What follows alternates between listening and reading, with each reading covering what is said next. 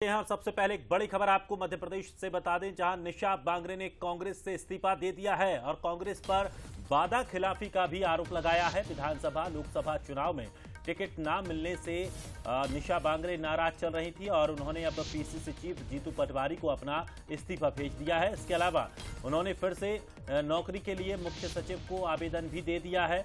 तो अब निशा बांगरे लगातार विधानसभा चुनावों के दौरान ये चर्चा में आई।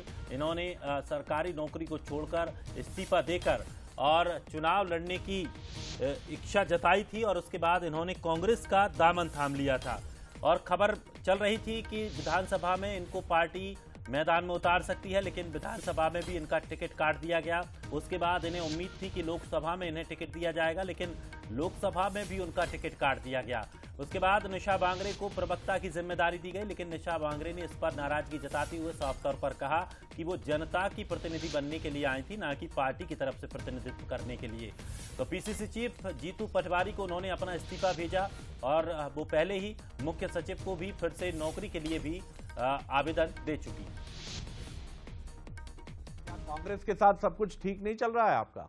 राजनीति में आने का फैसला मेरा स्वयं का था, क्योंकि मुझे लगता था कि राजनीति वो माध्यम है जिससे हम और बड़े प्लेटफॉर्म पे काम कर सकते हैं। तो मुझे लगता है कि इतना त्याग करने के बाद भी मुझे वो प्लेटफॉर्म नहीं मिल पा रहा है जिसमें मैं काम करना चाहती हूँ। तो मैंने परिवार ने फिर मुझे कहा कि आप नौकरी में वापस जाइए।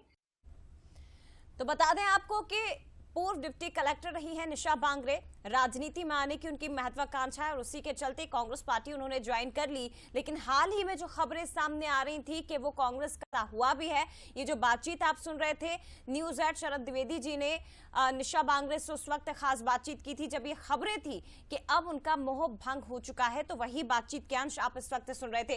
दीपक हमारे साथ इस वक्त जुड़ गए हैं, सीधे उनका रुख करते हैं। दीपक, कांग्रेस में नारी का सम्मान नहीं है, ये कहना है निशा बांगरे का और इसीलिए उन्होंने पार्टी को टाटा बाय बाय कर दिया। लेकिन अब आगे क्या, क्योंकि मुख्य सचिव को वो नौकरी के लिए फिर से आवेदन भी दे चुकी हैं। दूसरी तरफ पूर्व में जो बातचीत हुई उसमें उन्होंने कहा था कि मुझे कई राष्ट्रीय पार्टियों से इनविटेशन मिल रहा है, उनकी तरफ से भी मुझे ऑफर आ रहे हैं, तय करूंगी कि कहां जाना है। लेकिन आपके पास क्या कुछ जानकारी, अब निशा बांगरे क्या करेंगी, वापस नौकरी या फिर से राजनीतिक की ओर राह पकड़ेंगी?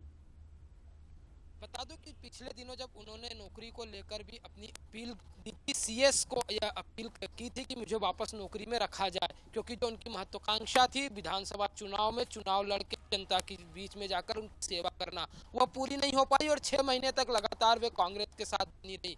पर जो उनकी उम्मीद थी कांग्रेस से जुड़ी वह खरी नहीं उतर पाई। इसी का उन्होंने जिक्र भी किया और उन्होंने साफ तौर पर यह भी लिखा कि जो प्रतिनिधित्व महिलाओं को मिलना चाहिए लोकसभा चुनाव में, वह प्रतिनिधित्व कांग्रेस ने नहीं दिया। कांग्रेस हमेशा महिलाओं का दमन कर रही है। इस तरह के तमाम आरोप लगाते हुए कांग्रेस अध्यक्ष के नाम पर उन्होंने सभी कांग्रेस की सदस्यता से जो हटने का, उन्होंने कांग्रेस से हटने का साफ तौर पर यह आवेदन दिया है और ये हो सकता है अब कांग्रेस का दामन छोड़ चुकी है। अब यह देखना होगा कि अगला स्टेप उनका क्या होगा, क्योंकि वो तमाम प्रशासनिक पदों पर रही है, पूर्व डीएसपी रही है, फिर इसके बाद पूर्व डिप्टी कलेक्टर रही है और उन्होंने वापस नौकरी की मांग की। ये देखना होगा कि आखिरकार वो कांग्रेस का दामन छोड़कर क्या बीजेपी का दामन थामती है, अन्य पार्टी में जाती है, इसके अलावा क्या उन्हें वापस नौकरी पर रखा जाता है। अभी अब भविष्य के गर्भ पर, हालांकि वो कांग्रेस के सभी पदों से, सभी दायित्वों से अब अपना पीछा छुड़ा चुकी है। जी शुक्रिया आपका दीपक, फिलहाल तमाम जानकारी के लिए।